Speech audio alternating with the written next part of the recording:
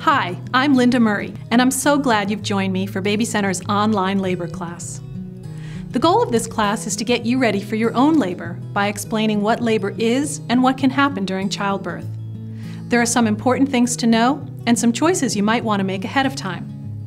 When you're done with the class, we hope you'll feel less anxious about your baby's birth and more empowered and confident about the incredible experience ahead of you.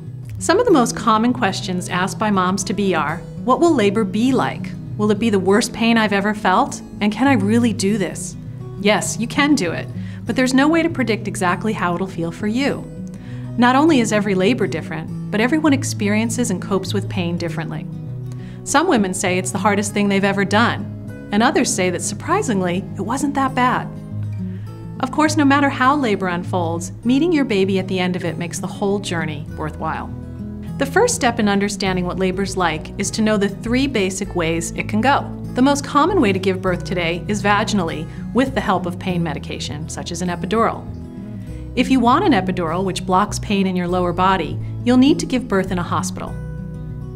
Some milder forms of pain medication might be available at a birth center, or if you decide to give birth in your home. The next most common way to give birth is by cesarean section or C-section. You might have a planned C-section, or you might find yourself having unplanned surgery if your vaginal birth doesn't go smoothly.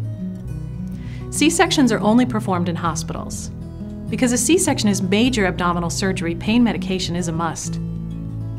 The final and least common way to give birth is vaginally, without drugs. This is called natural birth, and you can do it anywhere, in a hospital, at a birth center, or at home.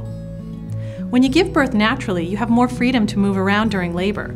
You can even give birth underwater if you want to. How long does labor last? Labor lasts different amounts of time for different women. One large survey showed that among first-time moms, the median length of labor was 11 hours, which means that half of the women labored for less than 11 hours and half for more than 11 hours. Women who'd given birth before had shorter labors. Their median length of labor was 6 hours.